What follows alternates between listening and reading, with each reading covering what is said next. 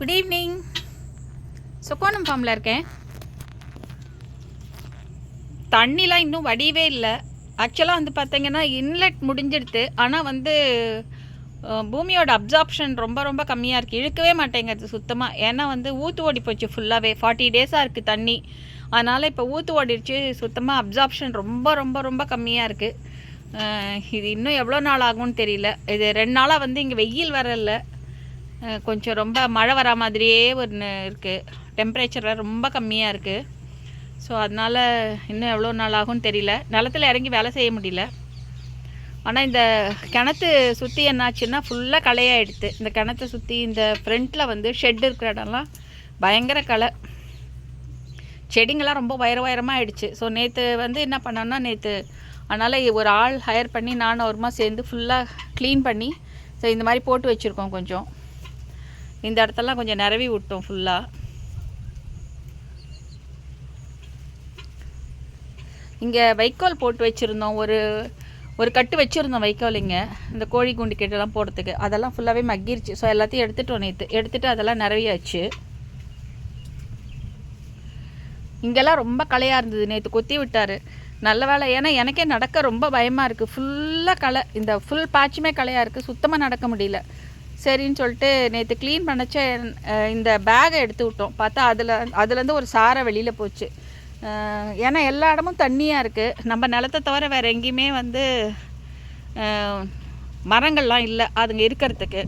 So எங்கே தண்ணி இல்லையோ அங்கே வந்து இருந்துடுறாங்க. ஸோ இப்போ இந்த கிணறு நம்மளுக்கு மேடாக இருக்கிறதுனால இந்த இடத்துல நேற்று ஒரு சாரை இருந்தது. ஸோ அதனால் நேற்று வந்து இந்த வேலையை கொஞ்சம் க்ளீன் பண்ணி விட்டோம். ஸோ உள்ளே இறங்கி வேலை செய்ய முடியல. அதனால் நான் வந்து கொஞ்சம் ஃபில்டர் பண்ணுறது, ஏற்கனவே வந்து நம்ம வந்து ஃப்ரூட் கன்காக்ஷன்லாம் கரைச்சி வச்சோம். நான் 24th வரத்துக்கு முன்னாடியே எல்லாத்தையும் ரெடி பண்ணி வச்சுட்டு வந்தேன். அதெல்லாம் நல்லா ஃபெர்மெண்ட் ஆகிடுது. அங்கே சென்னையில் வேறு ஒருத்தவங்க கேட்டிருந்தாங்க. ஸோ அதனால் சரி வடிகட்டலாம், அந்த வேலைலாம் பண்ணிவிட்டு ட்ரம் க்ளீன் பண்ணுறது அதெல்லாம் பண்ணிடலாம் அப்படின்னு சொல்லிவிட்டு இப்போ இன்றைக்கி அந்த வேலை தான் பண்ணின்னு இருக்கேன். நேற்று க்ளீனிங் முடிஞ்சதுனால. பட்டு எவ்வளோ தண்ணி இருந்தாலும் இப்போ மரமெல்லாம் நல்லா பூக்க ஆரம்பிச்சிடுது. மாமரம்லாம் கரெக்டாக இட்ஸ் ஆன் டைம்.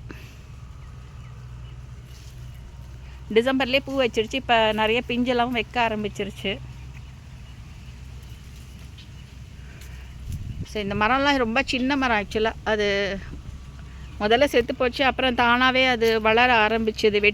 வெட்டி விட்டு கொஞ்சம் உரம் கொடுத்த உடனே வளர ஆரம்பிச்சுது. ஸோ அதுவுமே பார்த்திங்கன்னா இந்த வாட்டி நல்லா பூ வச்சுருக்கு.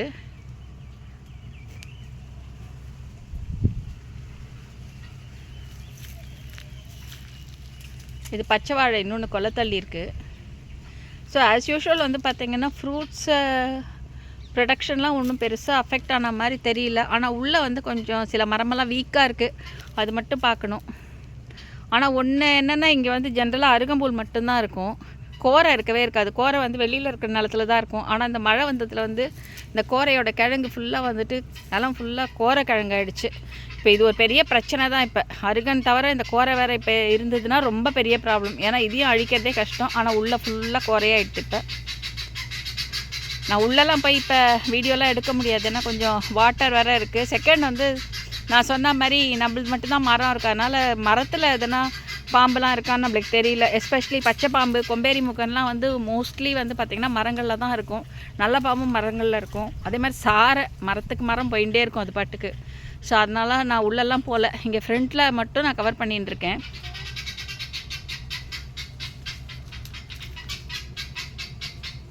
இந்த ஃப்ரண்ட்டில் இருக்க ஒரு தென்னை மட்டும் நல்லாவே சாஞ்சிருக்கு. அதை நிமித்தி எடுத்து விடணும். பட் ரஸ்தாலிலாம் இப்போ கொலை தள்ளியிருக்காங்க. தார் வந்திருக்கு. ஸோ ஆஸ் யூஷுவல் மரமெல்லாம் ஓரளவுக்கு ஈல்டு இருக்க தான் செய்யறது. நான் முந்தா நேரத்து கூட ஒரு 150 லெமன் எடுத்துகிட்டு போனேன்.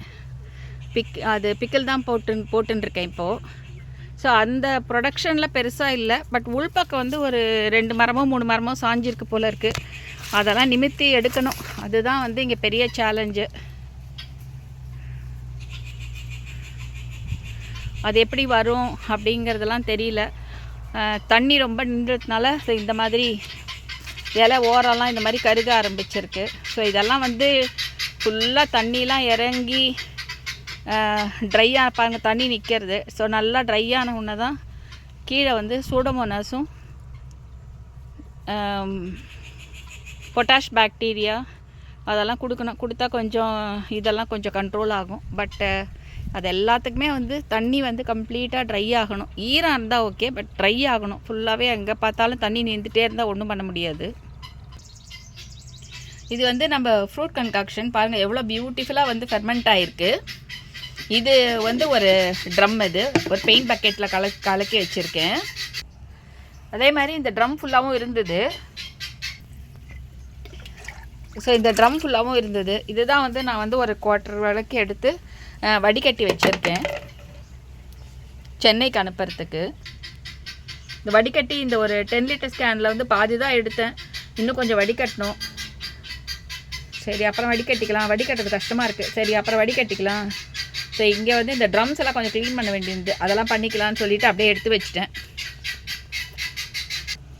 இப்போ எங்கெல்லாம் முடியுமோ அந்த இடம்லாம் வந்து கொஞ்சம் ஓரளவுக்கு அப்படியே க்ளீன் பண்ணிகிட்டே இருக்கேன். ஒன்ஸ் தண்ணி ஃபுல்லாக வடிஞ்சால் தான் வந்து என்னால் உள்ளே போய் எதுவுமே பண்ண முடியும். இன்ஃபேக்ட் உள்ளே வந்து கொஞ்சம் கொய்யாலாம் இருக்குது, அதெல்லாம் கூட ஹார்வெஸ்ட் பண்ண முடியல. ஏன்னா டேர் டு கோ தான். ஸ்னேக்ஸ் ரொம்ப ஜாஸ்தியாக இருக்குது. அதனால் விதவிதமாக வேறு இருக்குது. நானே வந்து இது வரைக்கும் 3 பார்த்துட்டேன். ஒரு நாள் நல்ல பாம்பு இருந்தது, ஒரு நாள் வந்து கொம்பேரி முக்கன் இருந்தது. அது இன்ஃபேக்ட் அது கையிலே எடுத்துகிட்டு வந்துட்டேன். எனக்கு தெரியவே இல்லை உள்பக்கம் இருந்திருக்கு. நான் பாட்டுக்கு அதை கையில் பிடிச்சி தூக்கின்னு வந்துட்டேன். கீழே வச்ச உடனே பார்த்தா அது உள்ளேருந்து பாம்பு வருது. நேற்று வந்து ஒரு சாரை பார்த்தோம், ஆனாலும் வந்து உள்ளெல்லாம் போக வேண்டாம் அப்படின்னு சொல்லிட்டு. இது வந்து நம்ம மாமரம்லாம் நிறைய துளிர் விட்டுருக்கு. இதெல்லாம் இந்த வாட்டி இப்போ இது அடுத்து வந்து பூ பிடிக்க ஆரம்பிக்கும். ஸோ ஒரு மழை நின்றுச்சுன்னா ஒரு ஸ்ப்ரேவும் கொடுக்கணும். ஏன்னா ஃப்ரூட் கன்காக்ஷனும் இருக்குது, ஈயம் கரைசலும் இருக்குது, மோர் கரைசலும் இருக்குது. ஸோ எல்லாத்தையும் போட்டு சூடோமோனாஸ் வந்துச்சுன்னா சூடோமோனாஸையும் போட்டு கலந்து பொட்டாஷ் பாக்டீரியாவும் கலந்து ஒரு ஸ்ப்ரே கொடுத்துடணும்.